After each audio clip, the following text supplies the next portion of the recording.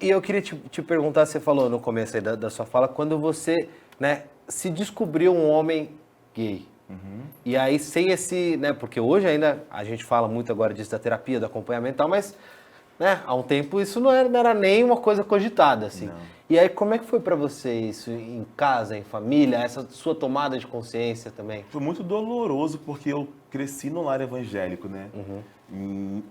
Evangélico e militar, né?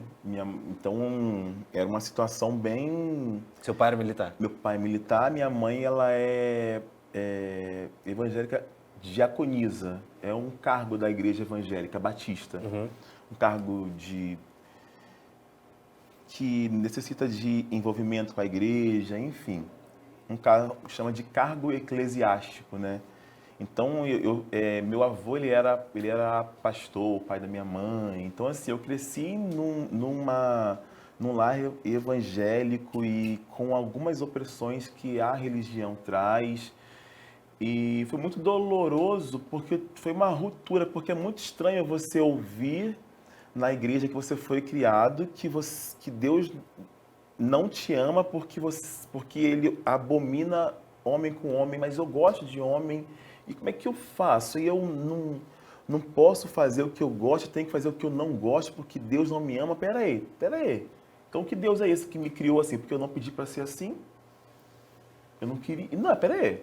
Se eu pudesse escolher, é muito mais fácil você viver uma vida hétero, sendo que você foi orientado por pais héteros. Não que isso seja uma regra, mas enfim. Então foi muito dolorosa essa minha ruptura, porque foi um descobrimento e um rompimento também, né? Com tudo que haviam me ensinado sobre Deus, até que eu consegui entender Deus de outra maneira. Um Deus que existe amor, que existe acolhimento, que existe afeto e que me ama do jeito que eu sou, exatamente do jeito que eu sou. Sabe? Que a minha sexualidade não é, nem nunca foi, nem nunca será uma questão para ele. Até porque esse Deus que julga e que não te ama pela sua orientação é a partir da ótica, né? Da interpretação de um determinado grupo. Uma fé, de uma de fé. uma fé. Só que a gente não pode esquecer que o Brasil ele é um país cristão. O nosso país, Brasil, ele foi colonizado, ele foi explorado pela Igreja Católica de um modo mais específico. Não existia evangélico em 1500 com essa força que existe hoje. O movimento evangélico ele é muito mais recente, de três décadas para cá. A gente está falando sobre um país que ele tem a necessidade de aliviar a consciência moral cristã católica, que é o fundamento. Por isso que a gente fala que é estrutural. Cada cidade do país tem que ter um padroeiro, uma padroeira.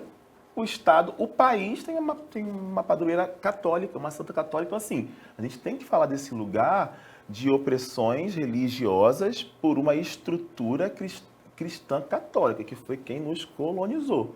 E a partir disso demonizou um monte de coisa a partir de uma única fé, que é a fé cristã católica, da Bíblia católica. E aí depois isso vai se difundindo de outras formas e criando novos tipos de preconceitos, de abordagens violentas, mas é a partir disso, dessa consciência cristã que o Brasil tem de modo geral. Então, assim, é muito doloroso você romper com toda essa estrutura. Sim. Né? Porque... E como foi esse rompimento, sim?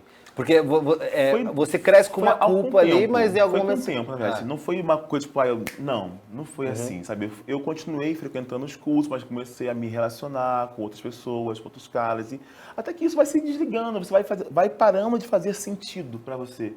Mas eu sempre falo que a igreja, para mim, Lucas, a igreja ela é como um calçado, assim, sabe? Só que a igreja, eu cresci na igreja. Então eu tenho valores civilizatórios que foi a igreja que me deu. Eu já não pegava nada dos outros, não porque era crime, é porque Papai do Céu não gosta. Eu não mentia porque Deus não gosta. Porque é errado. Então eu não batia no coleguinha porque não é legal. Depois eu fui saber que roubar é crime. Mas eu fui entendendo esses valores dentro da igreja. Depois que me ensinaram que isso era crime. Mas era errado porque o Papai do Céu não gosta. Não é legal você pegar uma coisa que não é sua. Então esses valores civilizatórios, eles me foram dados na igreja e eles me acompanham até hoje. Mas o que eu acho que a gente precisa entender nisso é que tudo isso tem que servir para te alavancar, não para te enterrar. Então, quando eu falo que a igreja parece um calçado para mim, é que durante muitos anos a igreja evangélica não me deixou andar descalço, porque eu cabia naquele calçado. Só que o meu pé cresceu, Lucas. Eu precisei de um calçado maior. Então, eu precisei deixar aquele calçado para poder pegar um outro maior. Mas eu jamais vou me esquecer que eu não andei descalço porque a igreja um dia me serviu. Sabe? Então, é nesse lugar Vocês nunca vão me ver falando mal da igreja. Porque foi lá que eu me criei, lá que eu entendi tudo isso que eu estou falando para vocês aqui. Então, a minha passagem foi dolorosa porque eu tive que romper com tudo isso. Mas ainda assim, a igreja não me deixou andar descalço. Eu poderia ter me machucado muito mais se eu não Sim. tivesse nenhuma base dessa.